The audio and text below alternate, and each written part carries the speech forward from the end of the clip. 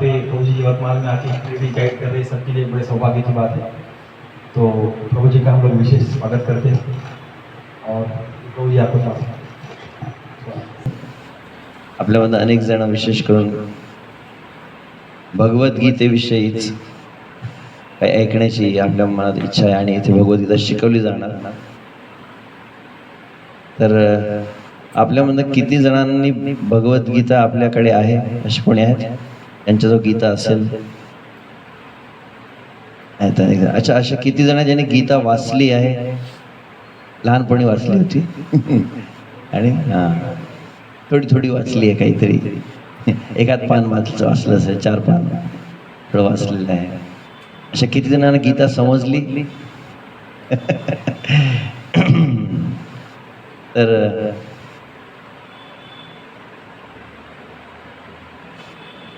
काही दिवस अगोदर मथुरे वृंदावनला तिथे पण एक मोठा बॅनर लागला होता. ते म्हणे की भारताचं दुर्दैव काय आहे, म्हणजे या भारतात पण संपूर्ण जगात बघणार अनेक धर्म आहेत, अनेक पंथ आहेत, पण प्रत्येक धर्माचं शिक्षण देण्यासाठी एक ग्रंथ आहे जो त्या धर्माचं फाउंडेशनल गाईड म्हणू शकतो. कोणी पण जर इस्लाम धर्म माहिती असेल आपल्याला, त्याच्यामध्ये कोणी असतील तर त्यांच्यासाठी एक नियम राहतो की त्यांना कुराण यायला पाहिजे. कुराण त्यांचा ग्रंथ आहे. जसं आपल्या गीतेमध्ये श्लोक राहतात संस्कृतमध्ये, त्यांचे काय आयात म्हणतात. कुराण में आयात रहती है. तर एक नियम आहे की जे मुस्लिम राहतात त्यांना कमीत कमी इतके काहीतरी आयात माहिती असतात. प्रश्न विचारतात, तुम्ही बघितलं काय पहल का कुठे झालं ते इथे विचार ना, त्यांना काहीतरी विचारत होते तुम्ही तिथे झालं ना, ते हिंदू आहे की मुसलमान आहे, आणि मग तुम्ही बोलून दाखवा काही, त्यांना तसं पाठ आहे का तुम्हाला काही. तर मुसलमान समजला जात नाही त्याला कुराणाचे जर शब्द माहिती नसतील तर.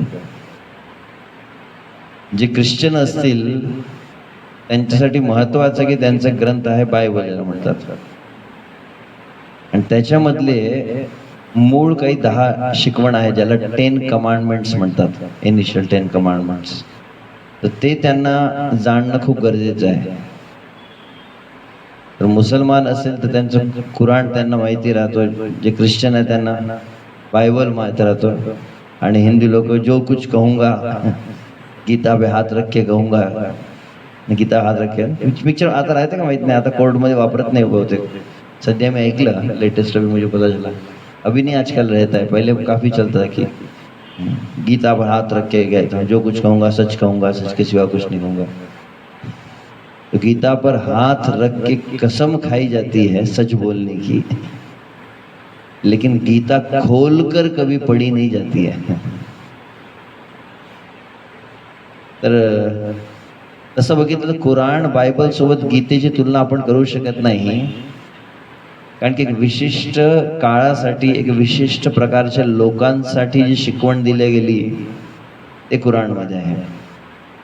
एक विशिष्ट काळात विशिष्ट प्रकारचे लोक होते, त्यांच्या मेंटॅलिटीला बघून त्यांना एक शिकवण दिली गेली, ते होतं Bible.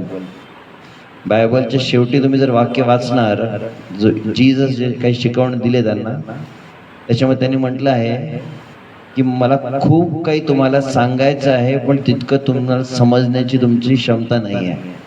I have much more to tell but your ears can not bear that. म्हणजे तुमच्या कानामध्ये तो सामर्थ्य क्षमता नाही आहे. आणि तिथे आणखी वाक्य त्यांचं, you cannot even understand the material things then how you will understand the spiritual things. म्हणजे काही भौतिक विषय बेसिक लेवलचे मी सांगतोय ते तुम्हाला समजत नाही, तर वरचं शिकवण तुम्हाला कसं समजणार. तर त्या वाक्याने समजून जाते की पूर्णपणे सांगितल्याने गेलंय. तसं तिथे आता विचित्र काही वाक्य आहेत, तुम्ही बघणार की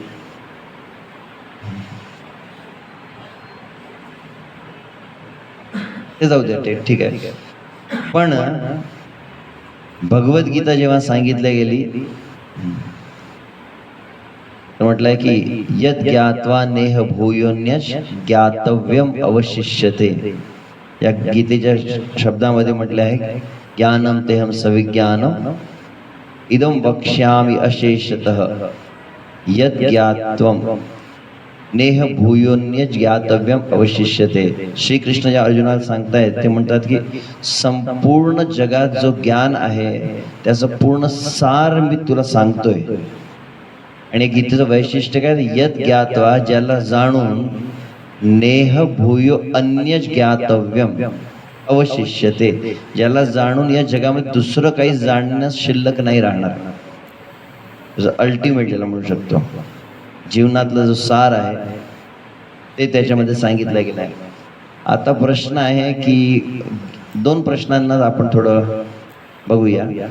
विशेष करून 5253 वर्षापूर्वी या जगामध्ये भगवंत श्रीकृष्ण प्रगट झाले आणि ज्या भगवंतांचं वय होतं 100, तर एक स्थान आहे कुरुक्षेत्र. आणि त्या कुरुक्षेत्रामध्ये खूप मोठं जेव्हा युद्ध होत होतं कौरव आणि पांडवांचं, त्यावेळेस ही गीता सांगितली गेली. तर प्रश्न आहे की ते 5128 वर्षापूर्वी एका व्यक्तीने दुसऱ्या व्यक्तीला सांगितलं, त्याचं माझ्यासोबत काय घेणं देणं. खूप मोठं आहे. या जीवनामध्ये गीतेचं महत्त्व जर समजले तर भगवद्गीता कोणी सांगितली तर म्हणे श्रीकृष्णाने सांगितली. कोणाला सांगितली? अर्जुनाला सांगितली. तर श्रीकृष्ण कोण आहे तर गीतेमध्ये म्हटलंय परब्रह्म परम धाम पवित्रम परमम भवान पुरुषम शाश्वतम दिव्यम आदिदेवम अजम विभुम. जे पूर्ण पुरुषोत्तम परब्रह्म भगवंत आहेत ते स्वतः,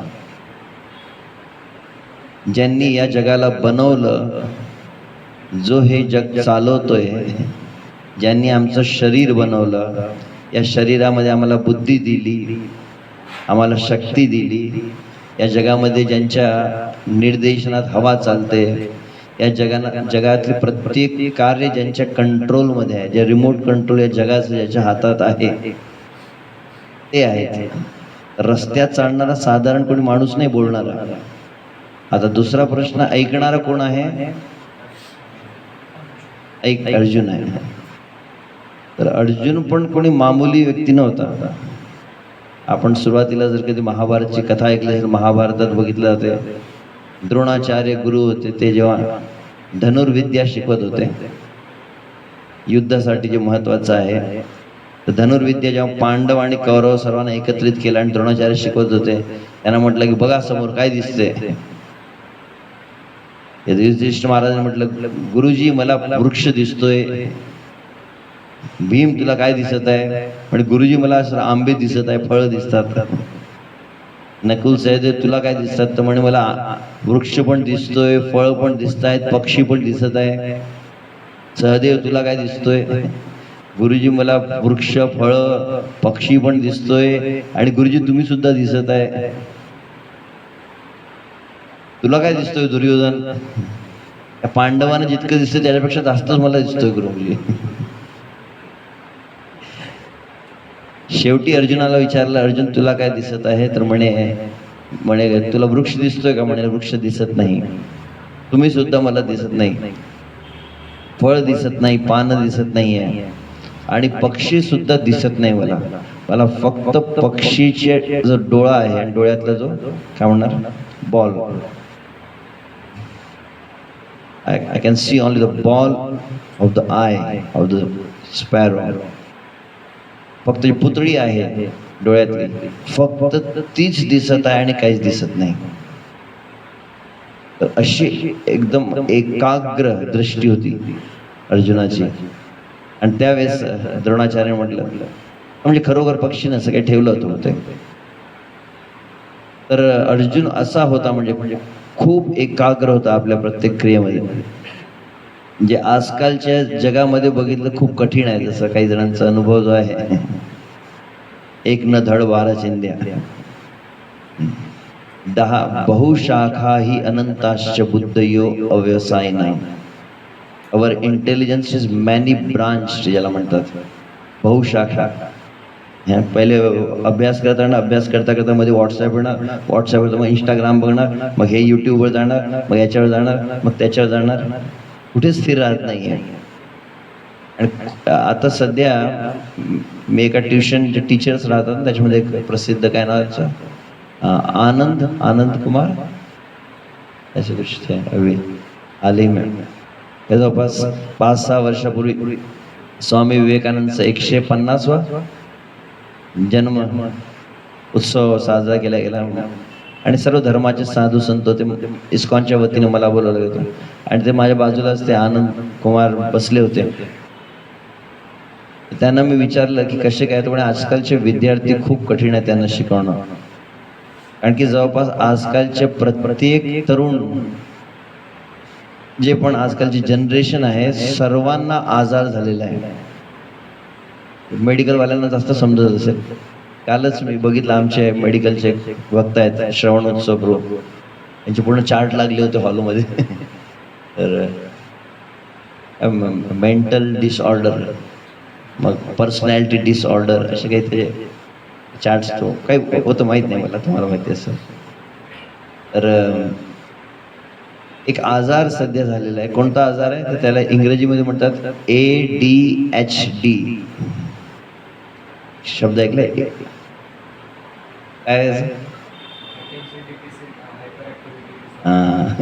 डॉक्टर साहेबांनी सांगितलं बरोबर.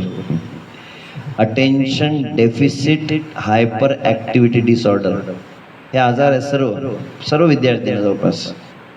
अटेन्शन म्हणजे एकाग्रता ज्याला म्हणू शकतो आपण. Attention deficit, we cannot focused on anything for longer duration. म्हणजे 5-10 मिनटं म्हटलं तर एकदम मन स्थिर होऊन जाते. पहिले असं होतं की तासोन तास एकच विषयावर तुम्ही केंद्रित राहू शकत होता.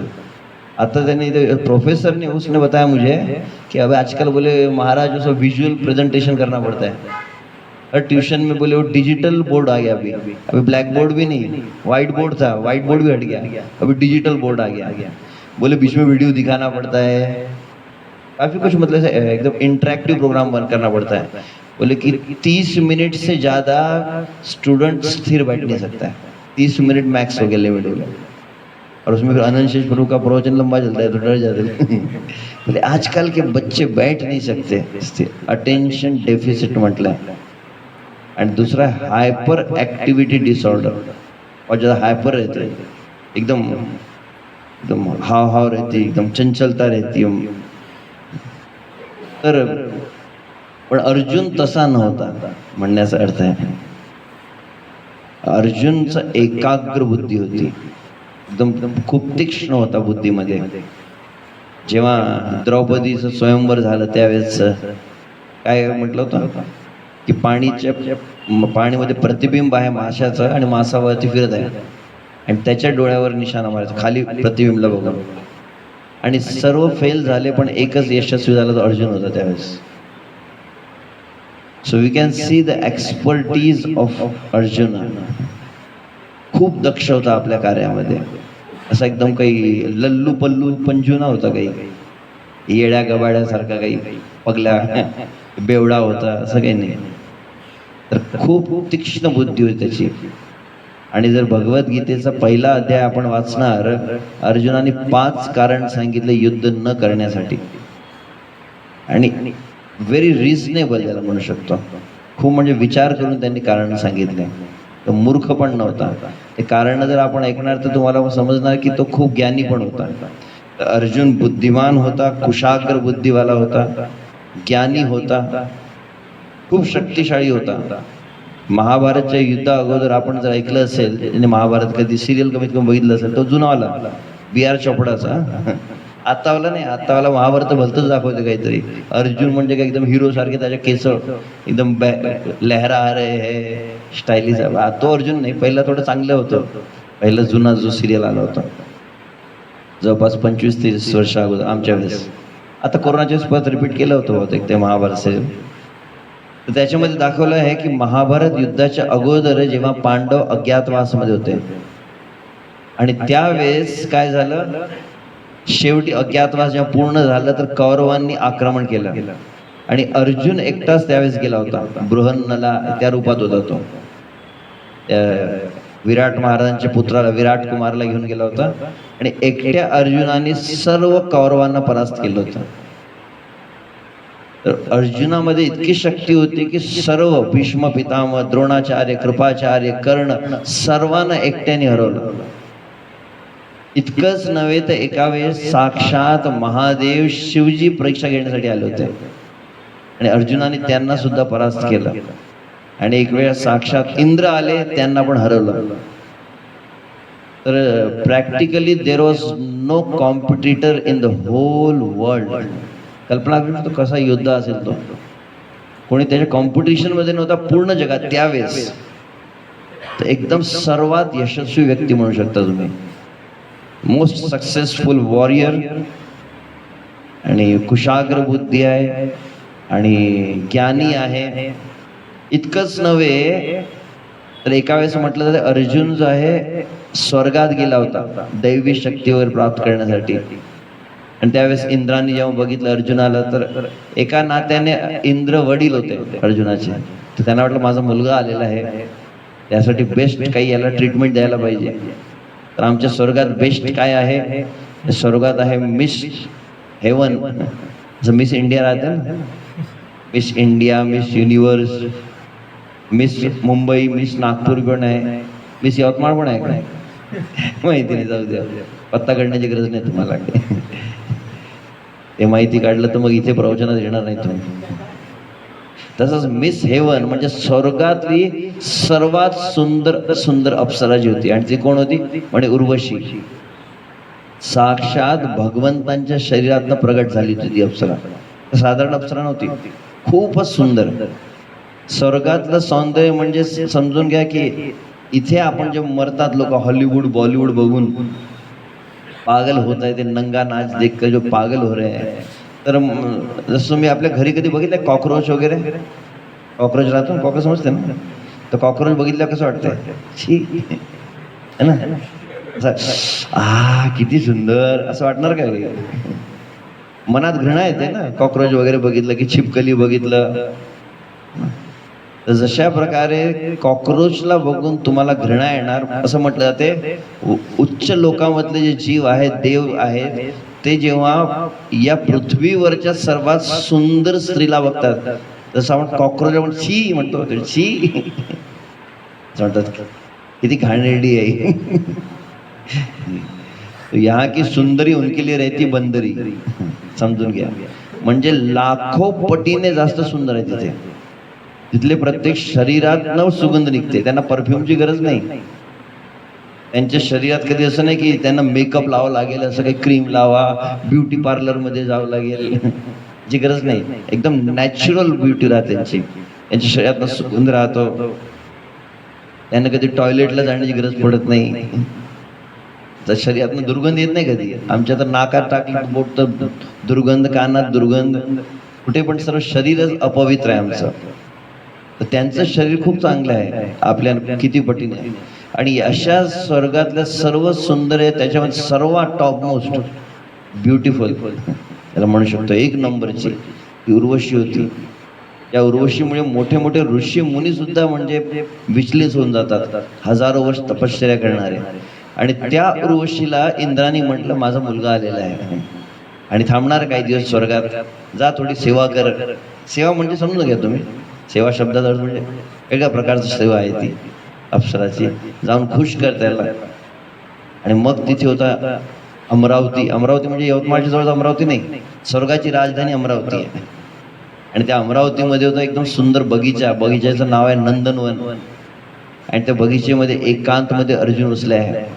आणि जसं एकदम रोमॅन्टिक मूवी चालते ना, सुंदर हवा चालली आहे, एकदम चांगलं फुलांचा सुगंध चालला आहे, मग म्युझिक ऍक्शन, तर एकदम T T T T T, मग चांगलं संगीत चाललं आहे. मग तिथे वीणा सितार वाजत आहे, तबला वाजत आहे. आणि अशा संगीत छम छम छम अशी करत उर्वशी येत आहे. आणि उर्वशी मग नृत्य करत आहे, गीत गात आहे, असे वेगवेगळे अंग प्रदर्शन होत आहे. त्यावेळेस अर्जुन तिथे बसलेला होता. आणि त्यावेळेस अर्जुनाजवळ ती उर्वशी आली. आणि उर्वशी जशी आली, अर्जुन तुरंत उठला आणि अर्जुनाने साष्टांग दंडवत प्रणाम केला. सगळं पूर्ण एकदम असं उर्वशीला, माते माझा प्रणाम स्वीकार करा. आता स्वर्गातल्या अप्सरांना कधी माताजी नाही म्हटलं. इस्कॉनचे लोक प्रत्येकाला बाईला माताजी म्हणतात. तुम्ही कॉलेजमध्ये गेले आणि तिथे रोशन म्हटले माताजी, तर कॉलेजची ती मुलगी एकदम चिडून जाणार, माताजी दिसते का तुला? तर आजकालची तर 40 वर्षाची असेल त्याला पण माताजी म्हटलं तर त्याला राग येते. तर मॅडम म्हणावं लागते, मग सिस्टर म्हणावं लागतं, जे काही असो. तर त्याने जेव्हा माताजी म्हटलं तर उर्वशीने म्हटलं, अरे मी स्वर्गाची अप्सरा आहे, तू माता, आणि मी तुला प्रसन्न करण्यासाठी आली, तुला सुख देण्यासाठी आली, आणि तू मला असं माते का बरं म्हणत आहे? आणि त्यावेळेस अर्जुनाने म्हटलं, आमच्याच कुळामध्ये एक मोठे राजा झाले, म्हणजे काही जवळपास 3-4 पिढीपूर्वी. काय नाव होतं? म्हणे पुरुरवा महाराज. आणि ते पुरुरवा महाराजांचं एका वेळेस उर्वशी सोबत लग्न झालं होतं. जेव्हा उर्वशीला शाप मिळाला होता आणि 1 वर्षासाठी उर्वशी पृथ्वीवर आली होती, त्यावेळेस त्यांचं लग्न झालं. जे काही असो, मग उर्वशी परत गेली. तर आमच्या कुळातले जे आमचे आजोबा पणजोबा असे झालेले आहे, त्यांच्यासोबत तुमचं लग्न झालं होतं, त्या दृष्टीने आपण माझे माते आहात. तर उर्वशीने म्हटलं, आम्ही स्वर्गातले अप्सरा, या पृथ्वीतले नाते आमच्यासाठी नाही आहे, तर मी तर तुला सुख देण्यासाठी आली आहे. पण त्यावेळेस खूप सुंदर वाक्य अर्जुनाने म्हटलं. काय म्हटलं? आजकालच्या पिढींसाठी खूप मोठा चॅलेंज आहे. म्हणजे माझ्या मनात जर स्त्रीला बघून आईची भावना आली, काही पण झालं तरी ती भावना आता बदलणार नाही. म्हणजे मनाचं पावित्र्य म्हणू शकतो याला, प्युरिटी ऑफ द हार्ट असं म्हणत होतं ना. पण ब्रह्मचर्य विषयी विचारत होते. ब्रह्मचर्य म्हणजे की मनाची पवित्रता जी आहे, मातृवत परदारेषु, स्त्रीला बघून आईची भावना येणं, ही आमच्यामध्ये सहजासहजी आजकालच्या पिढीमध्ये दिसणार नाही. आजकाल तर प्रत्येक स्त्रीला बघून वेगळेच काही मनात विकृत भावना येतात, चांगले नाही. विकृती आहे, विकार आहे, आणि हळूहळू जगात सर्व काही आता आपण बघतोय. जे काही मेन टॉपिक काय होतं, गीतेचं महत्व. तर मी सांगितलं अर्जुनाचं वैशिष्ट्य पहिले, की अर्जुन किती बुद्धिमान होता, अर्जुन किती कुशाग्र बुद्धिवाला, अर्जुन शक्तिशाली, अर्जुन ज्ञानी, आणि अर्जुन एक पवित्र मनाचा व्यक्ती होता. अर्जुन असा व्यक्ती ज्याच्या मनाचं पूर्ण संयम होता. पण तो अर्जुन जेव्हा कुरुक्षेत्रमध्ये काय झालं, समवेतायुयुत्सव, युद्धासाठी एकत्रित झाले होते ना. शब्द, पहिला शब्द काय आहे? धर्मक्षेत्रे कुरुक्षेत्रे समवेतायुत्सव. कुरुक्षेत्रामध्ये काही युद्धासाठी, मजा मस्ती करण्यासाठी एकत्रित नाही झालेले. Everyone was already prepared mentally and physically, ज्याला म्हणू शकतो. मानसिक तयारी सर्वांची. आपण आता लढाईसाठी आलोय. लढाई पोलीस भरतीला माहिती आहे, लढाईसाठी म्हणजे असं काय, चला बसूया आपण गप्पा मारूया, काही बगीच्यात फिरायला नाही आले, काही पिक्चर बघायला नाही आले तुम्ही. लढाईसाठी, लढाईचं मूड एक वेगळं राहतो ना. एकदम डोकं गरम झालेलं आहे, आंखें लाल लाल हो गई, एक दूसरे को मार देंगे या मर जाएंगे, ऐसे रहते ना. जिंकू केव्हा मरू, युद्धाची तयारी वेगळी ना. छावा तुम्ही बघितलं असेल कसं दाखवलं ते. युद्ध म्हणजे तशी तयारी राहते, एकदम म्हणजे एकदम खून खोल रहा है. तर युयुत्सव म्हणजे युद्धाची तयारी सर्वांची होती, आणि पूर्ण लाखो करोडो लोक एकत्र. त्यावेळेस मग अर्जुनाने अचानक म्हटलं, सैनयोरुभयो मध्ये रथम स्थापयमेच्युत यावदेता निरीक्षेहम योद्धुकामानवस्थितान् कैर्मया सह योद्धव्यम अस्मिन् रणसमुद्यमे. संस्कृत शब्द आहे पण खूप चांगला अर्थ याचा, की काय म्हटलं, हे श्रीकृष्ण. तर अर्जुन कुठे आहे? तो अर्जुन जो बुद्धिमान आहे, शक्तिशाली आहे, ज्ञानी आहे, कुशाग्र बुद्धी आहे, पवित्र मनाचा आहे, या जगात ज्याचे प्रतिद्वंद्वी कोणी नव्हता, असा अर्जुन तिथे भगवंतांच्या रथावर होता. श्रीकृष्ण रथ चालवत आहे सारथी म्हणून. आणि त्यावेळेस अर्जुनाने म्हटलं, सैन्यो उभयो मध्ये, दोन्ही सैन्याच्या मध्ये माझ्या रथाला घेऊन चला. रसैनयो उभयो मध्ये रथम स्थापय मे अच्युत. हे अच्युत श्रीकृष्ण माझ्या रथाला दोन्ही सैनाच्या मध्ये घेऊन चला. कशासाठी? का फिरायचं आहे का? गंमत चाललंय का? आता हा शब्द केव्हा म्हटलाय तुम्ही बघा. त्याच्या अगोदर तुम्ही जर गीताचा पहिला अध्याय वाचणार, भगवद्गीतेचं पहिलं अध्याय समजणं खूप गरजेचं आहे. त्याच्यामध्ये म्हणजे एक सीन कसं क्रिएट झालंय, दोन्ही एकत्रित झाले. आणि त्याच्यानंतर काय झालं म्हणे, पांचजन्यम ऋषिकेशो देवदत्तम जनंजय पौंड्रम दद्मो महाशंखम भीमकर्मावर्गोदर. सर्वात पहिले श्रीकृष्णाने शंख घेतला आणि शंखनाद झाला. अर्जुनाने आपलं, तुमच्या पर्सनल मोबाईल राहतो ना, तर तिथे प्रत्येकाचा आपापला शंख राहायचा. तर श्रीकृष्णाने शंख वाजवलं, अर्जुनाने शंख वाजवलं, भीमने युधिष्ठिरने शंख वाजवलं, भीष्म पितामह द्रोणाचार्य शंख वाजवलं आणि संपूर्ण शंख जसा तुम्ही रेसिंग करता ना कधी कधी, रेसिंग मध्ये काय विसल राहते ना, 1 2 3, विसल वाजली म्हणजे बसायचं, म्हणजे धावायचं ना. विसल वाजली म्हणजे रेडी स्टडी गो असं राहते. तर शंखनाद म्हणजे युद्ध सुरू असं आहे. शंखनाद झाला, सर्वांनी आपल्या तलवार काढल्या, लोकांनी भाल काढलं, धनुष के ऊपर बाण लगा दिया गया, सब तैयार, आक्रमण ते है ना. अथ श्री महाभारत कथा हमला ऐसा बोलता. तो सब तयार झाले, एकदम मारायला एकदम झाले. आणि त्या एक मिनिट गुरु अर्जुन थांबा लेट मी सी. अरे काय मजाक चाललंय का? इतने सालों से प्रतीक्षा कर रहे थे लड़ाई की, सबका खून खौल रहा था. भीमने प्रतिज्ञा घेतली होती, मी दुर्योधनची छाती फाडून टाकणार, दुःशासनची, त्याचं रक्त पिणार, या दुर्योधनला मारून टाकणार. तर वर्षानुवर्षापासून ते प्रतिशोधची भावना प्रत्येकाच्या मनात होती. एकदम हिंदू मुसलमानचं आजकाल जर होते त्याच्यापेक्षा भयंकर होते. एक दूसरे को मारने के लिए तैयार थे.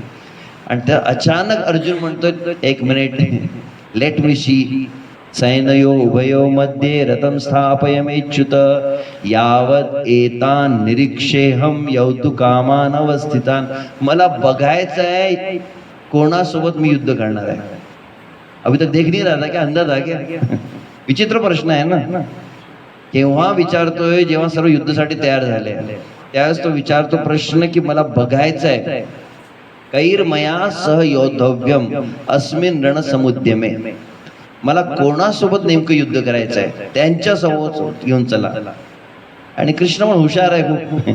श्रीकृष्ण कुठे येऊन गेले म्हणे, भीष्म द्रोण प्रमुक्त सर्वेषां च महीक्षिताम वाच पार्थ पश्यैतान संवेदान करून इति. बरोबर भीष्म पितामहच्या समोर घेऊन गेले ते. भीष्म पितामह बघ हे तुझ्या आजोबा, त्याच्यासोबत त्यांच्या मांडीवर तू खेळला आहे, ते गुरुजी द्रोणाचार्य. बरोबर त्यांच्या समोर एकदम झूम करून, आपण मोबाईल मध्ये झूम करून फोटो काढतो, जवळून बघ थोडं जाऊन, तसे जवळ घेऊन घेतले. आणि जेव्हा अर्जुनाने बघितलं, तो अर्जुन सर्वात शक्तिशाली होता, सर्वात ज्ञानी, बुद्धिमान, कुशाग्र बुद्धी, पवित्र मनवाला, सर्वात मोठा जगातला योद्धा. अचानक काय झालं? वैपुतश्च शरीरे मे रोमहर्षश्च जायते गांडीवम शस्त्रस्ते हस्तात् त्वच्चैव परिदह्यते. अचानक अर्जुनामध्ये काय झालं? आता मेडिकल सायन्सच्या भाषेमध्ये भगवद्गीताचा पहिला अध्याय काय आहे म्हणतात? Symptoms of depression. म्हणजे माझ्या शरीरामध्ये कंपन होत आहे, माझ्या डोळ्यात अश्रू निघत आहे. वैपुतश्च शरीरे में रोमहर्षश्च जायते. मेरे शरीर में कंपन हो रहा है, आंखों से आंसू निकल रहे, मेरा सर चकरा रहा है, मुझे भय लग रहा है, मुझे पसीना आ रहा है. न च शक्नोमि अवस्थातुं भ्रमतीव चे मे मन. मेरा मन भ्रमित हो गया है. गांडीवम शस्त्रस्ते हस्तात्. और गांडीव मेरे हाथ में ठीक नहीं रहा है, गांडीव फिसल रहा है. गांडीव को पकड़ नहीं पा रहा हूँ. जैसे कोई डर के मारे बंदूक हिलने लगती है ना कोई फौजी की, वैसे अर्जुनाचं एक वैशिष्ट्य होतं. अर्जुनच्या खांद्यावर असं निशाण झालेलं होतं. कशामुळे? त्यांनी कधी गांडीव खाली नाही ठेवलं होतं. अर्जुनाची प्रतिज्ञा होती की युद्धाच्या वेळेस जर कोणी मला म्हटलं की गांडीव तू खाली ठेवून दे, तर त्या व्यक्तीचे मी जीव घेऊन निघणार. अर्जुन कधी गांडीव खाली ठेवत नव्हता. असं गांडीव त्या धनुष्याचं नाव होतं विशेष, त्याला जो प्राप्त झालं होतं स्वर्गात. तर तो म्हणतो गांडीवम संस्त्रस्ते हस्तात त्वक्चैव परिदे, मेरे शरीर की त्वचा जल रही है. पता डिप्रेशन में ऐसा कुछ डॉक्टर साहब, त्वचा जल रही है, आंसू निकल रहे हैं, शरीर कांप रहा है, पसीना आ रहा है, और फिर फाइनली क्या कहते हैं, क्या करे क्या ना करे, ये कैसी मुश्किल है, कोई तो बता दे इसका हल ओ मेरे भाई. क्या है श्लोक? भगवद गीता अध्याय 2 का प्रारंभ है. What's that?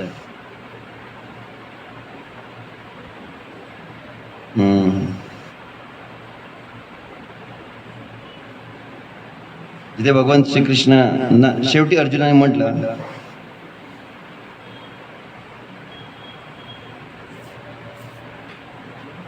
अच्छा ठीक आहे.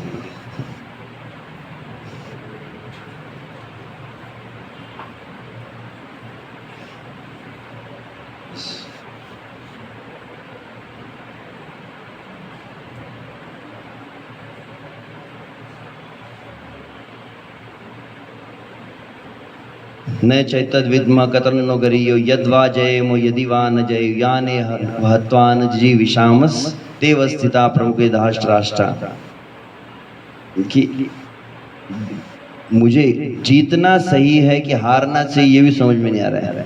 मैंने युद्ध करना चाहिए कि नहीं करना चाहिए. पृच्छामि त्वाम धर्म सम्मूढ़ चेता. I am very much confused about my duty. What should I do? भगवद्गीतेचा पहिला अध्याय, त्याचा संस्कृतमध्ये आपण वाचलं असेल तर त्याचं पहिल्या अध्यायाचं शीर्षक काय कोणाला माहिती आहे? गीता वाचलं लहानपणी? पहिला अध्याय काय आहे? खूप सुंदर. काय सौरभ ना? गौरवसाठी विशेष करून एक टाळ वाजवू शकता आपण. अर्जुन विषाद योग. अब इसको सीधी भाषा में कहा, अर्जुन का रोना. पूरे अध्याय में अर्जुन रो ही रहा है, आंखों से आंसू बह रहे. न योत्सैति गोविंदम उक्त्वा तुष्णिम बभूवः. मैं युद्ध नहीं करूंगा, ये कारण है, वो कारण है.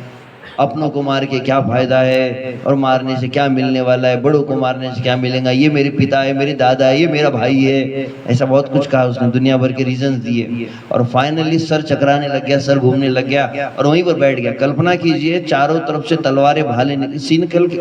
You can try to imagine. सब मारने के लिए तैयार है और बीच में एक रथ खड़ा है. भलता सीन है. और उसमें जो युद्ध करने वाला था, दुनिया का सबसे बड़ा योद्धा, वो सर पे हाथ रख के नीचे बैठ गया और रो रहा है. एकदम बायान सारखा रडू लागला, औरतों की तरह रो रहा है. और वहां पर कृष्ण रथ की लगाम पकड़े हो, देख रहे हो लेकिन क्या चल रही है. अभी सब कुछ ठीक था, अचानक क्या हो गया?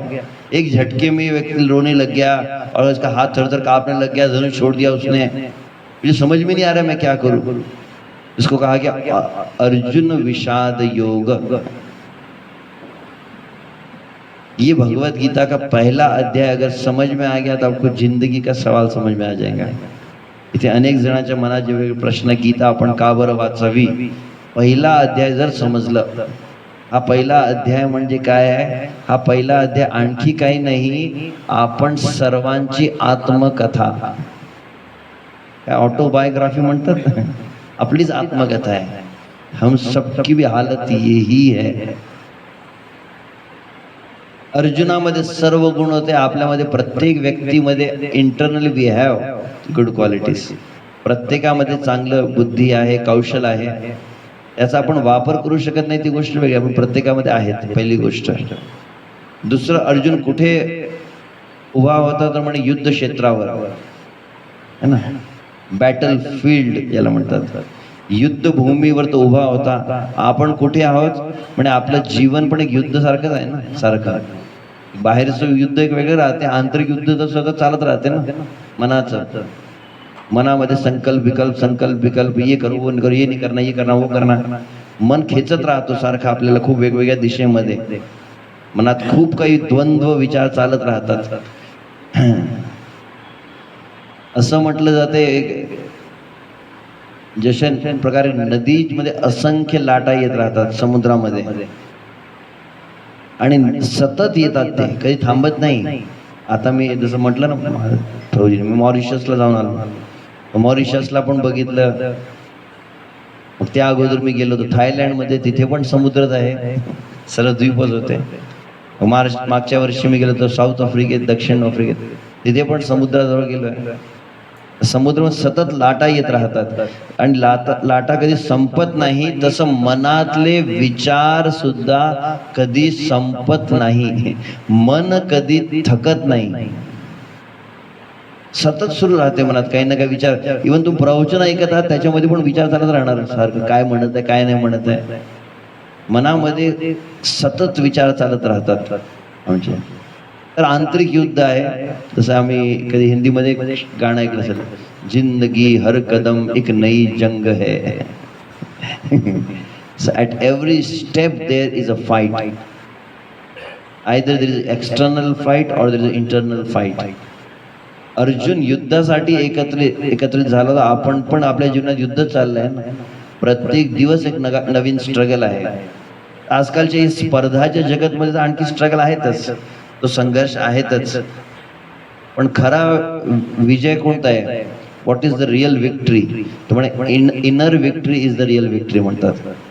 जो आंतरिक जो युद्ध आहे, जर मनाला जिंकलं तुम्ही, जर इंद्रियांना जिंकलं, जर तुमच्या विचारांना जिंकलं, तर तो खरं विजय आहे म्हटलं. बाहेरून what is the gain if you win the world but lose the soul, त्याला म्हणतात. असं आहे, संपूर्ण जगाला तुम्ही जिंकलं पण स्वतःच्या मनानं हारलेत, तर त्याला काय लाभ आहे? असे अनेक जण आहेत जगामध्ये, खूप मोठे यशस्वी झाले, मोठे मोठे करोडपती अरबपती लोक आहेत. हाउ टू क्या, बहुत बड़ा एक प्रसिद्ध लेखक हुआ ना, इफेक्टिव लीडरशिप के ऊपर इसने बुक लिखा है. हाँ, how to win and influence people. What's the name? हाँ, जो भी एक नाम है प्रसिद्ध, मैं नाम भूल गया हूँ. कैसे लोगों को प्रभावित करे, कैसे लोगों को आकर्षित करे, कैसे लोगों से अच्छा रिलेशन बनाए, इसके ऊपर किताब लिखी जो दुनिया में सबसे फेमस किताब बनी. और जिसने किताब लिखी अच्छे से रिलेशंस कैसे बनाए जाए, वो अपने जीवन में इतना अकेला हो गया, आखिर में उसने सुसाइड कर दिया ऊपर इमारत में से कूद कर. आणि आजकाल विशेष करून काही वर्षामध्ये बघत आहे, हे खूप जास्त प्रमाण वाढत चाललं आहे. मोठे मोठे इंजिनियर्स आहे, मोठे मोठे डॉक्टर पण आहेत. आताच काहीतरी आलं होतं सगळे म्हणून विद्यार्थी जो खूप चांगलं त्याने स्कोर केलं होतं. चंद्रपूरचा आहे काय, चंद्रपूरचीच बातमी होते. चंद्रपूरचा एक विद्यार्थी यांनी खूप मोठा स्कोर केला पण त्यांनी सुसाईड केला. असं केलं. आता न्यूज मी 3-4 महिन्या अगोदरच बघितलं, दैनिक भास्करमध्ये आलं होतं. आजकाल कॉमन झालंय, मोठे मोठे विद्वान आहे, बुद्धिमान आहेत, but they don't have control over their mind. छोट्या छोट्या जीवनातल्या गोष्टीमुळे इतके प्रभावित होतात. जीवन नष्ट करण्यासारखं या जगामध्ये इतकं मोठं काही नुकसान नाही आहे. सर्वात मोठं नुकसान जीवनाला नष्ट करणंच आहे. पैसा गेला, काही तब्येत बिघडली, बिझनेस गेला, नोकरी गेली, शिक्षण गेलं, काही पण गेलं, पण जीवनाला संपवण्यासारखं इतकं महत्त्वाचं काही नाही. पण लोक इतके जास्त डिस्टर्ब होऊन जातात आजकाल, बघत आहोत आपण. तर प्रत्येक क्षणी आपल्या जीवनात युद्ध चाललंय. अच्छा, अर्जुन कुठे होता उभा? कुरुक्षेत्रामध्ये. पण कुरुक्षेत्रामध्ये कशावर उभा होता? रथावरती ना. कोणाचा रथ होता? श्रीकृष्णाचा रथ होता. तर आम्ही कुठे उभे आहोत? म्हणे की हा शरीर पण एक रथ आहे. ईश्वर सर्वभूतानां हृद्देशे अर्जुन तिष्ठति भ्रामयन् सर्वभूतानि यंत्रारूढानि मायया. गीतेच्या 18 अध्यायात श्रीकृष्ण म्हणतात, हा शरीर पण एक रथासारखंच आहे. हे इंद्रिय म्हणजे घोडे आहेत, मन म्हणजे लगाम आहेत. तर आपल्याला पण एक रथ मिळालेला आहे, आपण पण रथावरती आहोत, आपण पण सतत युद्ध संघर्ष करत आहोत. आणि तिसरं आणखी महत्वाचं, अर्जुन युद्धभूमीवर होता, अर्जुन रथावरती होता, आणि तिसरं अर्जुन साक्षात भगवंतासोबत होता. भगवंताच्या सोबत आहे तरी पण डिस्टर्ब झालेला आहे तो. बघा विचित्र गोष्ट, साक्षात कृष्ण ड्रायव्हर आहे त्याच्या रथाचे. आणि जर आपण गीता वाचली तर आपल्याला समजणार प्रत्येक व्यक्तीच्या हृदयामध्ये साक्षात भगवंत वास करतात. ईश्वर सर्वभूतानां हृदयेषि अर्जुन तिष्ठति. हृदयामध्ये प्रत्येकाच्या ईश्वर भगवंत राहतात. आणि जितके जवळ आमचे भगवंत आहेत तितक्या जवळ या जगातलं कोणतं पण नातं नाहीये. आमचा भाऊ असेल, आई वडील, ते पण बाजूला बसले, इतकं जवळ कोणी नाही राहणार. एक्झॅक्टली इथेच आहेत भगवंत. कुठे बघू बघावं लागेल, सर्जरी करा काय, ॲनेस्थेशिया देऊन असं दिसणार नाही. देव अशाने भेटायचं नाही रे. त्यासाठी भाव पाहिजे. तुम्हाला फक्त काही मेडिकल सायन्सचं नॉलेज नाही मिळणार. ते दिसणार का मेडिकल सायन्समध्ये? परमात्मा को देख सकते कुछ जी सर्जरी वर करके? उसके लिए हमारे पास आना पड़ेगा. दिसणार. प्रेमांजन छुरित भक्ति विलोचनेन संत सदैव हृदयेषु विलोकयन्ति. भक्तीची दृष्टी प्राप्त झाली तर जे संत आहेत सतत आपल्या हृदयामध्ये भगवंतांना बघतात. जे काही असो, महत्वाचे 3 गोष्टी म्हटल्या मी.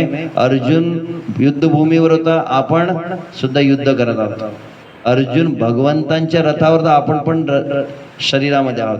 तिसरं, अर्जुन भगवंतासोबत होता आणि आम्ही पण भगवंतासोबत आहोत. पण अर्जुनाची जी अवस्था झाली, इन डिसिजन मेकिंग ज्याला म्हणतात, निर्णय घेण्यामध्ये असमर्थ, मन भ्रमित होणे. आपल्या जीवनात पण अशा अवस्था येतात, नेमकं समजत नाही हे करायचं की ते करायचं, क्या करे क्या ना करे, हे बरोबर आहे की हे चुकीचं आहे, ये सही है ये गलत है, क्या करना चाहिए क्या नहीं करना चाहिए. कई बार हम कंफ्यूज हो जाते हैं. और आजकल तो नॉर्मल बीमारी है, it's a part of life. What is that? Stress. हा एक भलताच प्रकार. लहान पोरगा आहे, किती 11 वर्षाचा होता, मी असं भेटलो, क्या हुआ? प्रभु जी टेंशन में हूँ. छटाक सा बच्चा है, टेंशन में. 11 साल का बच्चा था, टेंशन आ गया मुझे. बोला अरे वा, टेंशन आ गया. आणि काय म्हणावं, 20 वर्षांच्या मुलांना आता बीपीचा प्रॉब्लेम आला, लो बीपी आ गया. 20 साल लड़का था. और अभी तो पिछले साल ही हुआ, नागपुर में हमारे मंदिर में एक लड़का जाता था. कितना साल का? 21 साल का. दिवाली के 1 दिन पहले कुछ खाया होगा, पता नहीं, जो भी चिवड़ा चकलिया दिवाळीचा फराळ खाल्ला असेल. तो बोले कि हाँ छाती में कुछ दर्द हो रहा है. माँ ने बोला जा डॉक्टर के पास दिखा ले. तो ऐसे पानी पी के लेट गया. सुबह उठा ही नहीं, पता चला आधी रात को हार्ट अटैक आया, खत्म. 21 साल का. अभी 20 दिन पहले की घटना है, हमारी भक्त के फैमिली में जो हुआ है. क्या एज था? बोले 35 ईयर्स. कोई बीमारी नहीं, ऐसा नहीं कोई बीमार थे, कोई डायबिटीज, कुछ हार्ट प्रॉब्लम, कुछ नहीं था. रात को सोए, सुबह नहीं उठा. क्या हुआ? बोले नींद में अटैक आ गया. अभी मैंने सुना है, पता नहीं, अभी काफी मिनट कुछ डॉक्टर से बात कर रहा था, तो बोले कि अभी बहुत ज़्यादा हो गया early age attacks, specially after vaccination. और उसका कनेक्शन है कि नहीं, कई जन बोल रहे कि है नहीं है, जो भी हो, आई डोंट नो. और कलयुग आ गया है. पहले एक जमाना था कि 70 साल का जो बाबा जी है उसको अटैक आता था. अभी 20, 25, 30 साल में अटैक बहुत ज़्यादा आ रहे हैं. 80% हार्ट अटैक्स आर बिलो 40. अभी लेटेस्ट जो स्टेटिस्टिक्स में आया. कौन था वो साउथ इंडिया का कोई स्टार था ना, 35 साल का अटैक आ गया. तो भी था, याद करना, भगवान को याद करो, उसको याद मत करो. तर जे काही असो, म्हणण्याचा अर्थ की अर्जुनच्या जीवनामध्ये जे प्रश्न होते तेच प्रश्न आमच्या जीवनातले आहेत. तर भगवद्गीतेचं पहिल्या अध्यायाचं नाव काय? अर्जुन विषाद. आता ही प्रभुपादांची भगवद्गीता, हा पहिला अध्याय मी काढला. पहिला अध्याय का शीर्षक क्या है यहाँ पे? क्या लिखा है?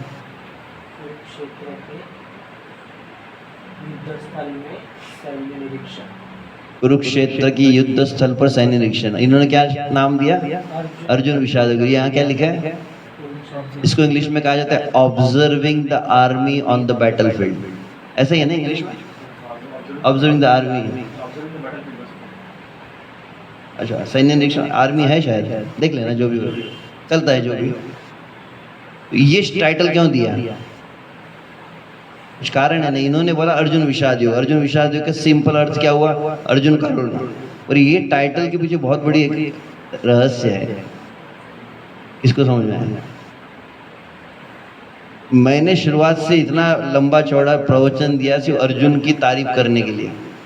अर्जुन कितना अच्छा था, अर्जुन ज्ञानी था, ये था वो था, बड़ा महान था, योद्धा था और पवित्र मन वाला था। इतना अच्छा अर्जुन था, कोई उसमें गलती नहीं थी, उसकी कोई डिफेक्ट नहीं था। फिर अर्जुन की ऐसी हालत क्यों हुई? अर्जुन भगवान का भक्त था, अर्जुन भगवान के रथ पे बैठा था, अर्जुन भगवान के साथ में था, अर्जुन ने कभी कोई गलत काम नहीं किया, फिर अर्जुन डिप्रेशन में क्यों गया? कौन बता सकता है? गलती कहाँ पे होगी?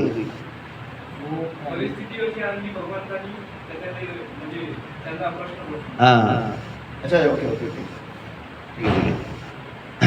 हाँ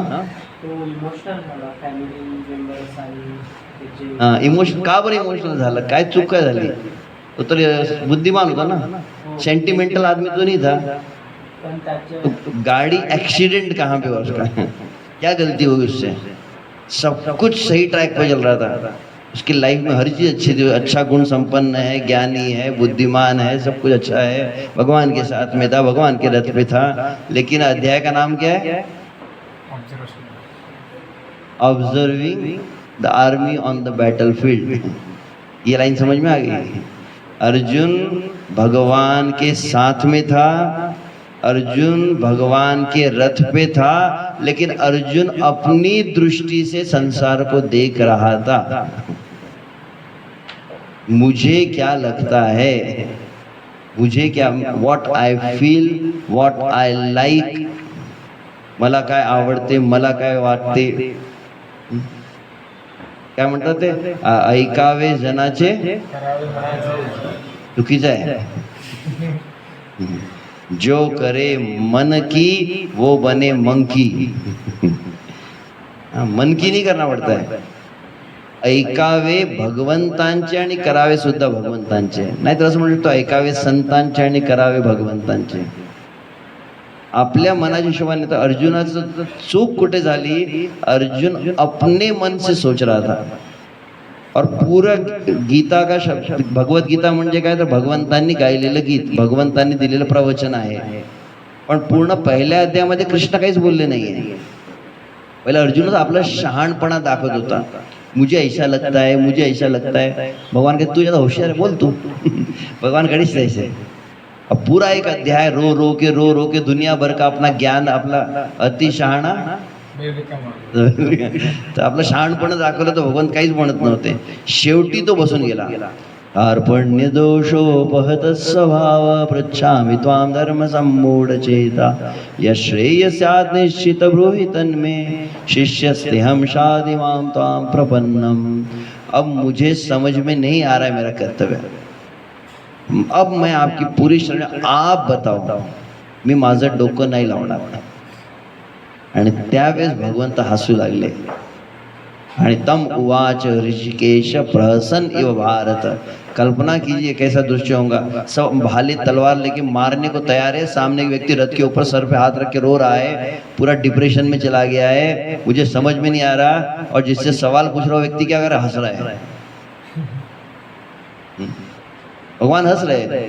प्रहसन तम उवाच ऋषिकेश प्रहसन इव भारत। और श्री कृष्ण बहुत हंसने लगे और श्री कृष्ण फिर वहां पर गाने लगे, इसीलिए बन गया गीता। गीता मतलब गीत हुआ ना। आपने मूवीज देखते कि नहीं? रोमांटिक मूवीज होती है, रोमांस करते करते गीत गाते कि नहीं? हाँ? तेरी आंखें ऐसी, तेरी जुल्फे ऐसी, ये गीत वो गीत गाते हैं। लड़ाई करते करते गीत होता है क्या? डिशूम टंग टंग टंग डिशूम, ऐसा कुछ होता है? एक्शन के साथ में सॉन्ग होता है क्या? बोलता जाइए भगवान, लड़ाई का माहौल है और वहां पर भगवान गीत गा रहे हैं। भगवान एकदम प्रसन्न थे, भगवान डिस्टर्ब बिल्कुल नहीं थे। इससे अर्थ हो जाता है इस संसार की कोई भी परिस्थिति भगवान को डिस्टर्ब नहीं करती है। इसलिए भगवान की प्रसन्नता के लक्षण भगवान गीत गा रहे हैं।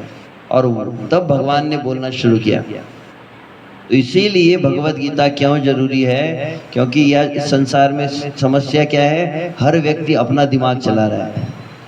हर व्यक्ति मुझे क्या लगता है, मुझे क्या अच्छा लगता है, तो आप अपना दिमाग चलाते रहेंगे, अपने हिसाब से जिंदगी जिएंगे तो क्या होगा? बोले आप भगवत गीता के पहले अध्याय में अटक जाएंगे और रोते रहेंगे जिंदगी भर, ऐसे ही संसार में। लेकिन जब वो कृष्ण के सामने गणे, जेव्हा भगवंतांनी पूर्ण 18 अध्याय म्हटले, आता प्रवचन संपलं समजा आणि प्रवचनानंतर तुम्हाला प्रश्न विचारला काय समजलं तुम्हाला, भाऊजी चांगलं म्हटलं खूप काही. तर श्रीकृष्णाने पण अर्जुनाला जेव्हा प्रवचन दिलं भगवद्गीतेचं, 1.25 तास भगवंत बोलले. मी 1-1.25 तास बोललो असेल. भगवान लिमिट में बोलते, मैं थोड़ा ज्यादा बोल दिया. भगवान एकदम सार में बोल देते, क्योंकि अर्जुन को उतना एक्सप्लेनेशन की जरूरत नहीं थी. अर्जुन सूत्र को समझ लेता था, हमको एक्सप्लेन करना पड़ता है. तो आखिर में अर्जुन को प्रश्न पूछा गया, गीता सुनने के बाद तुम्हारे जीवन में क्या लाभ हुआ? तो पहला मैंने एक भाग बता दिया, गीता आपण का बरं वाचावी, कारण की आपण सर्वांची अवस्था अर्जुनासारखीच आहे या जगामध्ये. तर आपल्याला आपण एक मार्गदर्शन हवं आहे. जशा प्रकारे आपण जर मोबाईल घेतो तर मोबाईल सोबत एक माहिती पत्रक मॅन्युअल मिळणार. आपण जर मॅकबुक लॅपटॉप वगैरे काही घेतलं त्यासोबत एक गाईडबुक मिळते. या जगामध्ये कोणतं पण तुम्ही यंत्र घेतलं त्यासोबत एक गाईडबुक मॅन्युअल मिळणारच. आणि कोण ते बनवतो? म्हणजे ज्यांनी ते वस्तूला बनवलंय तो बनवतो, मॅन्युफॅक्चरर. कशासाठी? त्या वस्तूचा चांगल्यात चांगला वापर करण्यासाठी. तसंच या जगामध्ये सर्वात महत्वाचं एक यंत्र बनवलं, त्या यंत्राचं नाव आहे मानव शरीर. आणि त्या यंत्रामध्ये आणखी एक यंत्र बनवलं, कोणतं आहे? म्हणे मन बुद्धी. त्या मनात कसे विचार असायला हवं, बुद्धीचा वापर कसं करायचं, जीवन आपण कसं जगायचं, त्यासाठी मॅन्युअल बनवलंय, त्याचं नाव आहे भगवद्गीता. एकदम सोप्या शब्दात म्हटलं तर Gita is a manual of the life. आणि अर्जुनाने शेवटी प्रश्न विचारला, गीता आपण वाचली तर काय होणार आपल्या जीवनात? गीता वाचल्याने काही लॉटरी लागणार का 10 लाखची? तर गीताच्या शेवटी भगवंतांनी जेव्हा विचारलं तर अर्जुनाने आपला अनुभव सांगितलाय, नष्टो मोहा स्मृतिर्लब्ध्वा तत्प्रसादान् मयाच्युत स्थितोऽस्मि गत संदेह करिष्ये वचनं तव. भगवद्गीता ऐकण्याचे 5 फायदे. कोणते? नष्टो मोहा, जो माझा मोह नष्ट झाला या जगामध्ये. मोह म्हणजे मोह माया. मोह माया मतलब क्या है? मोह माया क्या है? हाँ, म्हणजे लगाव फॅमिलीसाठी किंवा कोणत्याही गोष्टीसाठी. माया, माया माहिती ना, माया. माया मुलीचं नाव नाही कोणतं? माया. माया संस्कृत शब्द ऐकलं ना, माया. मा म्हणजे आई नाही. संस्कृत मध्ये मा शब्दाचा अर्थ काय? मा म्हणजे नाही आणि या म्हणजे है. जो नहीं है उसको है समझना, ये माया है. हम मरने वाले हैं और हम क्या सोचते हैं? हम कभी नहीं मरेंगे. तो ये क्या हो गया? ये माया हो गया. ये शरीर हमारी असली पहचान नहीं है, लेकिन ये शरीर को सब कुछ समझ बैठे. दुनिया भर का क्रीम है, पाउडर है, ये लगाओ, फेयर एंड लवली लगाओ, तो फिर ये पाउडर, तो ये डिओड्रेंट, तो ये शैम्पू, ये शॉवर जेल, दुनिया भर का घिसे जा रहे शरीर पर. परंतु शरीर हम है ही नहीं. गीताचं पहिलं शिकवण ही आहे. तर accepting the illusion as the reality and reality as the illusion, that is माया. जे वास्तविक आहे त्याला स्वीकार न करणे आणि जे नश्वर आहे त्याला वास्तविक समजणं. शरीर नष्ट होने वाला है, हमको लगता है शरीर हमेशा रहेगा. या जगातले नाते नष्ट होणार, पण आपल्याला हेच नेहमी राहणार आहे. तर आत्माला न स्वीकार करणे, भगवंताला न समजणे, या जगातल्या नश्वर वस्तूंना सर्व काही समजणं. जन्म जन्म का साथ है, तेरे बिन हम रह नहीं सकते, हाय मैं मर ही जाऊ जो तुझको ना पाऊ. अरे प्रभू, हा गीतेचा मंत्र नाही आहे. असं नवीन एक मंत्र आला ना काहीतरी, माहिती आहे प्रभूजी, खूप अपडेटेड आहात तुम्ही. मी प्रेरणा लेक्चर आता याच्यावर दिलं होतं, त्यामुळे मला लाईन माहिती है. मैं देखा नहीं, हाँ चिंता मत करो. लेकिन प्रभु जी क्या मॉरिशस में देख के आएगा. महाअवतार नरसिंह मालूम. मैंने पूछा था है क्या? बोले कोई टी शर्ट फाड़ रहे थे, कोई लड़कियां रो रही थी कुछ सिनेमा थिएटर में. तो क्या हुआ? तो बोले नहीं उसमें ऐसे कहते थे. तो मैंने वो लाइन याद आ गई, ऐसे तो भगवान के लिए बोलना चाहिए, हाय मर जाओ जो तुझको ना पाओ, ऐसा कुछ.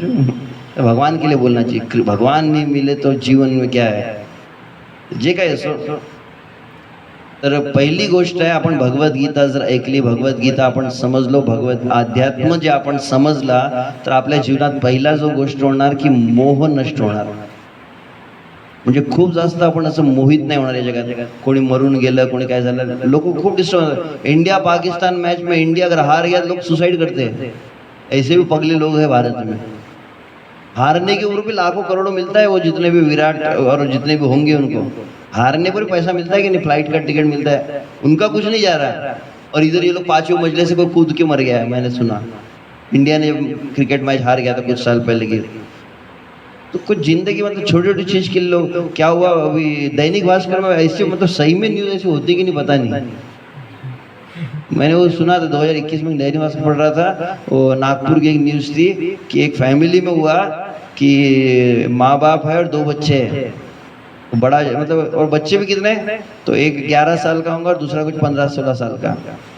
तो बड़े लड़के ने समोसा कचौरी वगैरह लेकर आ गया और छोटे ने छीन के खा लिया. तो माता पिता ने छोटे का ही मतलब साइड लिया और बड़े को उल्टा मार पड़ी. तो बड़े ने खिड़की के ऊपर रस्सी लटकाई, वहीं लटक कर खत्म, सुसाइड. समोसा कचौरी में इससे क्या हुआ? मतलब लोग किस किस के लिए मरते हैं. मतलब दूसरे दिन जाके खा लिया रहता है और 4 समोसे खा लेना था, आत्महत्या करने जा रहा था. मतलब लोग बहुत ही अजीब है. एक पेपर चला गया, फेल हुआ, तो इससे कहीं नहीं जाती. एक पेपर में फेल हो गया तो बोले सुसाइड कर लेते लोग. मरने जैसी इतनी कोई जिंदगी में ऐसी कोई जरूरी चीज नहीं है जिसके लिए हम अपना जीवन दे दें. नष्टो मोह स्मृतिर्लब्ध्वा. दुसरी गोष्ट आहे की खरं ज्ञान प्राप्त झालं. आणि खरं ज्ञान म्हणजे काय आहे, तशा प्रकारे एक वृक्ष आहे, वृक्षामध्ये अनेक फळं, काय होणार, तसं वृक्ष पूर्ण वाकून जातो. तसंच संस्कृतमध्ये एक सुभाषित आहे, विद्या ददाति विनयम. तुम्ही जर ज्ञानी झाले तर ज्ञानी होण्याचं एक लक्षण राहणार, तो व्यक्ती शांत होणार, तो व्यक्ती नम्र होणार. या जगामध्ये आज तुम्ही बघणार, जितकं जास्त शिक्षण झालं तितकं जास्त अभिमान आणि अहंकार वाढतो लोकांचं. एकदम अकड़ के चलते हैं, मैं एकदम इंजीनियर हूँ, मैं डॉक्टर हूँ. सही ज्ञान आपको आप में अच्छे गुण लाएगा. और आजकल क्या है, अच्छे से अच्छा शिक्षण लेने वाले सबसे बड़े टेररिस्ट बनते हैं. कौन था? लादेन ना, यूनिवर्सिटी टॉपर था वो, क्या Osama bin Laden, university topper engineering college में. तो ज्यादा पढ़ने वाले टेररिस्ट बनते हैं. गांव के लोग बच्चे जो है वो आतंकवादी नहीं बनेंगे. ऐसा साइबर क्राइम अभी काफी चल रहा है, मैंने सुना आजकल बहुत कुछ. और ये ज्यादा, जिसकी ज्यादा होशियार लोग होते हैं ना, वही करते हैं उल्टे धंधे. तो सही ज्ञान जब मिलता है तो उसमें सद्गुण आएंगे. पहली बात तो पहला हुआ नष्टो मोह. तो भगवत गीता जो मोह को नष्ट करती है, ऐसा ज्ञान देती है जिससे आपके अच्छे गुण बढ़ेंगे. और तीसरी चीज, स्थितोस्मि. स्थितोस्मि, नाउ आई एम स्टेडी. अब मैं अपने पैरों पर खड़ा हो गया हूँ, अब मैं स्थिर हो चुका हूँ. क्योंकि अर्जुन पहले खड़ा नहीं था ना, अर्जुन पहले बैठ गया था पहले अध्याय में. अब मैं अपने पैरों पर खड़ा हूँ. इसका मतलब क्या हुआ, इस संसार में हमेशा उतार चढ़ाव आते रहता है, कभी खुशी कभी गम आते. जीवन कभी भी सीधा नहीं रहेगा. जैसे नितिन गडकरी ने जो रास्ते बनाए सीमेंट के, वो 4-5 साल तक ठीक रहते, फिर उसमें भी गड्ढे आ जाते कि नहीं. तो पूरे भारत के जैसे रास्ते होते ऊपर नीचे, वैसे ही हमारे जीवन में ऊपर उतार चढ़ाव होता है. अब रास्ते में आप गाड़ी चला रहे तो झटके पड़ते कि नहीं, लेकिन क्या करेंगे, एक उपाय है कि पूरे रास्ते पर बहुत बड़े बड़े गड्ढे, आपको झटके लग रहे हैं. अचानक आपने क्या किया, गाड़ी से उतर गए, आप हेलीकॉप्टर में बैठ गए. अब प्रश्न है कि अब रास्ते के गड्ढों का झटका लगेगा क्या? नहीं लगेगा. क्यों? या ऊपर के लेवल पे आ गए ना. तो वैसे हेलीकॉप्टर मतलब क्या, तो बोले भगवत गीता का ज्ञान. जीवन में बहुत ज्यादा उतार चढ़ाव हमेशा रहेंगे. जीवन कभी भी सीधा नहीं चलने वाला है. परंतु अगर भगवत गीता रही, भगवत गीता रहने से आपकी परिस्थिति नहीं बदलेंगी, आपकी मनस्थिति बदल जाएंगी. गीतेमुळे परिस्थिती नाही बदलणार, गीतेमुळे मनस्थिती बदलून जाणार. जे पण जीवनात घडलं ते तुमच्या मनाला प्रभावित नहीं करणार, तुम्ही पूर्ण स्थिर होऊन जाणार. और महात्मा गांधी एक उदाहरण है. महात्मा गांधी हमेशा अपने हाथ में गीता रखते थे. भारत के राष्ट्रपिता जो गए, तो अब महात्मा गांधी के बारे में कुछ ज़्यादा बोलने की जरूरत नहीं. परंतु उनके बारे में एक बात है कि वो विशेष रूप से कहा कि उनके जीवन में जब भी कुछ डिस्टर्बेंस प्रॉब्लम हुआ तो क्या करते थे, ऐसे गीता को खोल के ऐसे लिखते थे। और उनका ये अनुभव है कि जब भी मैंने गीता को खोला मेरे प्रश्न के उत्तर मुझे मिल जाते थे तुरंत। भगवत गीता मेरे जीवन के हर प्रश्न का उत्तर देता है। तो ये चीज है स्थितो अस्मि। और चौथा गत संदेह, जीवनातले संशय पूर्ण नष्ट होणार। सकाळी समजा तुम्ही आता इथे महाराष्ट्रात तर नाही, आम्ही दिल्लीमध्ये गेलो तर थंडी खूप राहते आणि धूप म्हणतात, धूप कोहरा फॉग रहता है सुबह सुबह, तो पूरे सामने कांच के ऊपर आ जाएंगे। तो कार चलाते वैसे फॉग आ गया, तुम कार चला सकते हो क्या? तो जो फॉग मतलब डाउट्स इन योर लाइफ, जीवन में बहुत संशय रहते हैं ना, तो आपकी गाड़ी बहुत स्लो हो जाती है, आपकी एफिशिएंसी स्लो हो जाती है। अगर रास्ता क्लियर नहीं है ना, अगर आपके गूगल मैप नहीं होगा तो आप 10 बार रुकेंगे। और इंडिया में बोले नियम रहता है कि एक ही एड्रेस कम से कम 5 लोगों को पूछना चाहिए, कि एक बोलेंगे राइट जाओ, दूसरा बोलेंगे लेफ्ट जाओ, तो कंफ्यूज हो जाते हैं। तो इस कंफ्यूज जब रहेंगे, कंफ्यूज व्यक्ति क्या करता है, उसका जीवन का सामर्थ्य कम हो जाता है, एफिशिएंसी कम हो जाती है। तो गत संदेह, the knowledge of Bhagavad Gita gives the clarity of the life. जीवन एकदम स्पष्ट हो जाता है, मला केव्हा काय करायचं, कसं करायचं सर्व मला माहिती है। कैसा बोलना चाहिए, कैसे चलना चाहिए, कैसे रहना चाहिए, कैसे व्यवहार करना, हर चीज क्लियर हो जाती है। और 5वां बेनिफिट, नष्टो मोहा स्मृतिर्लब्ध्वा स्थितोस्मि गत संदेह करिष्ये वचनम तव। तो पहले अध्याय में अर्जुन क्या बोल रहा था, मुझे क्या लग रहा है, मुझे क्या ठीक लगता है, मुझे क्या गलत लगता है। और आखिरी शब्द अर्जुन का क्या था, करिष्ये वचनम तव। आप जो बोलेंगे भगवान अब मैं वो करूंगा, करिष्ये, I will do what ever you will say. याला म्हणतात पूर्ण शरणागती। तर आपण सर्व तर या जगामध्ये आज ठीक आहे, मी खूप काही जास्त वेळ घेतला, तर एक वेळा हा मंदिरात पण सर्व लोक वाट बघत आहे, आरती जमली, तर आपण सर्वांचं खूप धन्यवाद, आपण जे उपस्थित झाला। तर भगवद्गीता थोडक्यात आज संपूर्ण जगामध्ये मोठ्या मोठ्या युनिव्हर्सिटीमध्ये, कॉलेजेसमध्ये खूप मोठ्या प्रमाणात या भगवद्गीतेचं अध्ययन चाललं आहे, वाचन होत आहे। मोठे मोठे न्यूटन असो, एडिसन असो, गांधी असो, मोदी असो, तर त्या गीतेवर आधारित विशेष करून युवकांसाठी खूप चांगले काही कोर्सेस पण आहे। कसं मनाला संयमित करावं, कसं जीवनात स्थिर राहावं, जीवनाचं आपलं ध्येय काय आहे, आपण कशासाठी आलो, आपण कोण आहोत। तुम्ही गाडी जेव्हा चालवता तो महत्वाचं काय आहे की पहिले तुम्हाला तुमचं गंतव्य माहिती आहे। गूगल लोकेशन टाकताय नाही पहिले, अरे जाना काय, वो डेस्टिनेशन पहले क्लियर चाहिए। मैं तो चला जहाँ चले रास्ता, मुझे क्या खबर कहाँ मेरी मंजिल, असं राहते का, चला जाता हूँ असं असं ते पिक्चर किंवा गाणीमध्ये गातात, पण खरोखर तसं राहत नाही। आपण पहिले कुठे जायचं ते निश्चित राहते, पण सर्वात मोठं दुर्दैव जगाचं काय आहे, कोणी पण जे लोक जगत आहे, जे शिक्षण घेत आहेत, डिग्री ले रहे, पैसा कमा रहे, नौकरी कर रहे, शादी कर रहे, बच्चे पैदा कर रहे, तुमच्या जीवनाचं ध्येय काय आहे, तुमचा जन्म का बरं झाला माहिती नाही, तुम्ही कोण आहात माहिती नाही, कौन हूँ मैं, कहाँ से आया, कहाँ है मुझको जाना। जीवनातले आपले प्रश्न, या सर्व मूलभूत प्रश्नांची उत्तर आपल्याला गीतेच्या माध्यमाने प्राप्त होतात। तर खूप खूप धन्यवाद। आज मी थोडक्यातच, बरोबर 8 दिवसानंतर 1 डिसेंबर आहे, 1 डिसेंबर एक महत्त्वाचा दिवस आहे, मोक्षदा एकादशी, गीता जयंती आपण म्हणतो। तर पहिली गोष्ट, गीता का बरं वाचावी आणि गीता जयंती म्हणजे काय, तर भगवद्गीतेचा वाढदिवस, म्हणजे भगवद्गीता भगवंतांनी ज्या दिवशी सांगितली तो एक महत्त्वाचा दिवस आहे। तर आपण सर्वांनी नियमितपणे इथे येत राहा आणि विशेष करून युवकांसाठी भगवद्गीतेवरच आधारित वेगवेगळे काही विषय, सेमिनार्स आहे, आमचे शेष नारायण प्रभू आणि इतर पण भक्त आहेत, इथे आपल्याला नियमितपणे सांगतील। तर एक वेळा परत आपण सर्वांचा आभार, आपण वेळोत वेळ काढून इथे आलात आणि जवळपास 1-1.5 तास 2 तास झालेला आहे बहुतेक, बघितलं नाही वेळ, भरपूर वेळ झाला। तर आपण इतका वेळ एकदम शांत, धीर, एकाग्र चित्त होऊन आपण या विषयाला ऐकलं, त्यासाठी पुन्हा आपण सर्वांना श्रीमद् भगवद गीता की, श्री कृष्णचंद्र भगवान की, श्रील प्रभुपाद की, अनंत कोटि वैष्णव वृंद की, ताय गौर प्रेमानंदे हरे। हरे कृष्णा। प्रभूजींचे सुद्धा विशेष आभार। आज प्रभूजी सकाळी आणि दुपारी अकोल्याला सेशन लेक्चर दिलेत। काल संध्याकाळी अकोल्यामध्ये युथ फेस्टिवल होता, दुपारी तिथनं निघून आता यवतमाळला तुमच्यासाठी एक स्पेशल सेशन होता। आता इथनं मंदिरामध्ये प्रभूजींचं प्रवचन आहे, जवळजवळ रात्री 9:30-10 पर्यंत चालेल। तर त्याच्यानंतर मग मीटिंग रात्री राहील। कन्सिस्टंटली एवढं हार्डवर्क आणि ट्रॅव्हल करून सुद्धा प्रभूजींनी जे आपल्यासाठी वेळ काढला त्याबद्दल प्रभूजींचे विशेष आभार।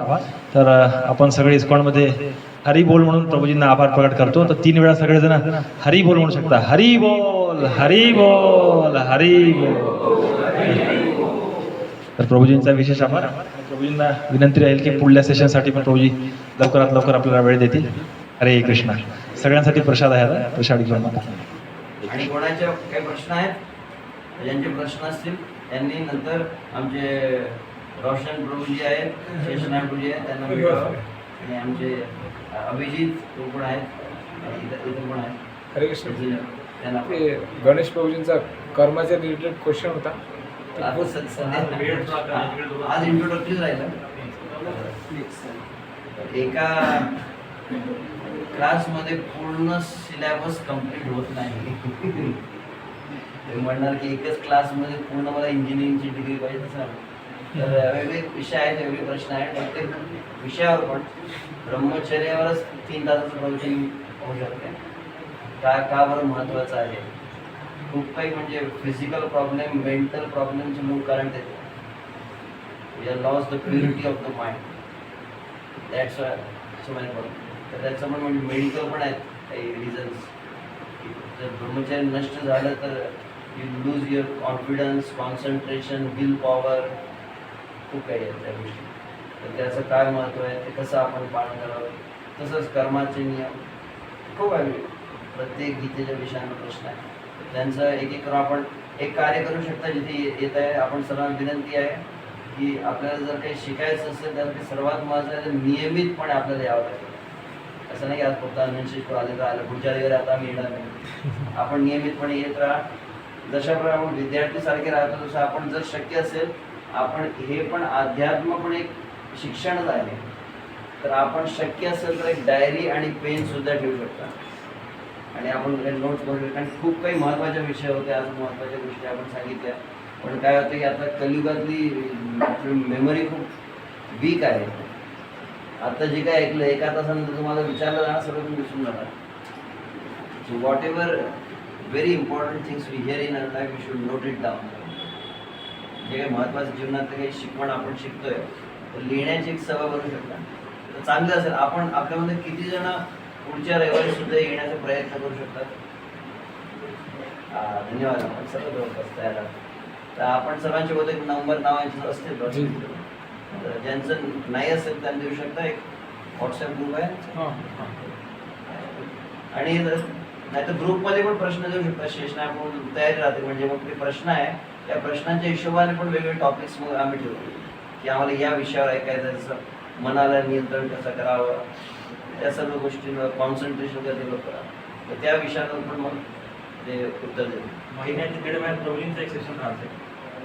1 ते 1.5 महिन्यामध्ये प्रभूजी पण एकदा पुढल्या नेक्स्ट टाइम तुम्ही मोठा सेशन ठेवू, 2 तास किंवा 2.5 तास। ठीक आहे। हरे कृष्ण।